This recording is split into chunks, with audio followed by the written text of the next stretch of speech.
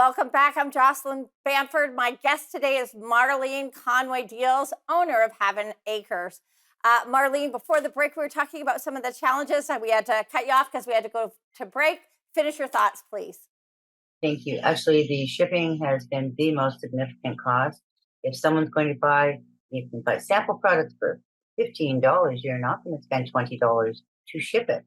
So that really is a big problem. So we had to be very creative, and as I mentioned, bundled up and provide also price incentives as well as free shipping if you buy more than two products at one time.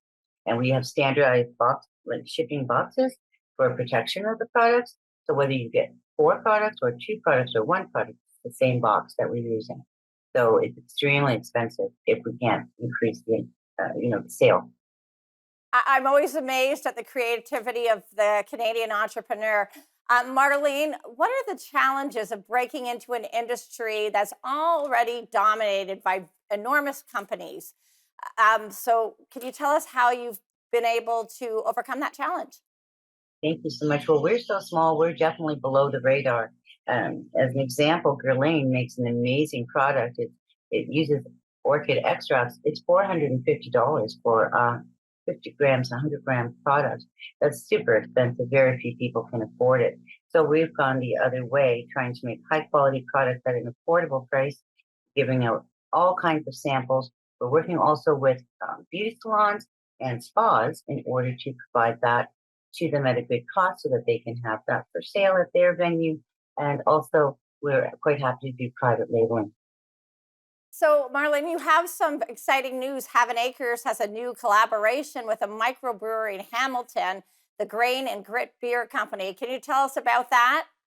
Oh, yes, thank you so much. I'm working with Joe Mrab and Jeff Kaldma, who are the principals of the Grain and Grit Beer Company. They have a wonderful event center. They are a microbrewery, so they have able to make small artisan batches, which is perfect for experimenting. So at Christmas, they made a candy cane beer, they made a cucumber beer, and we're not trying to make a wine beer. We're trying to take that wonderful strawberry peppery essence, those tones, and spank up, if you will, some of their beers.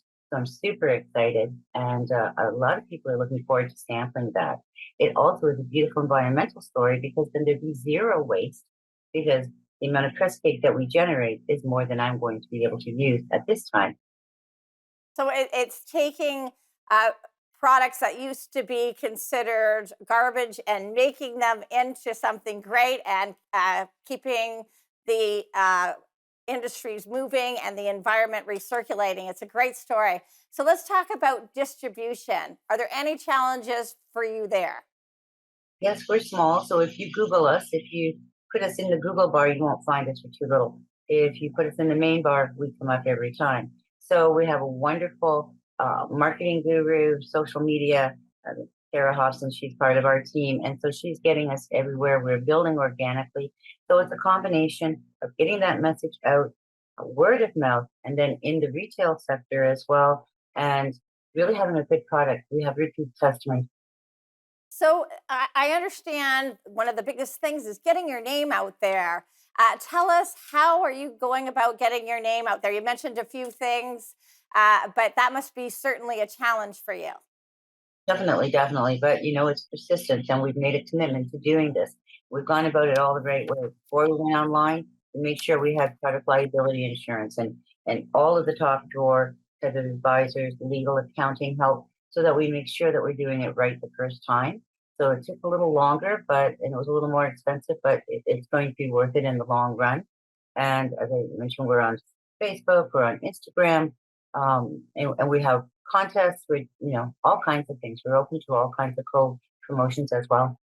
So, Marlene, if you could give advice to an entrepreneur that's sitting here watching that has a great idea and wants to bring it to market, what piece of advice would you give them?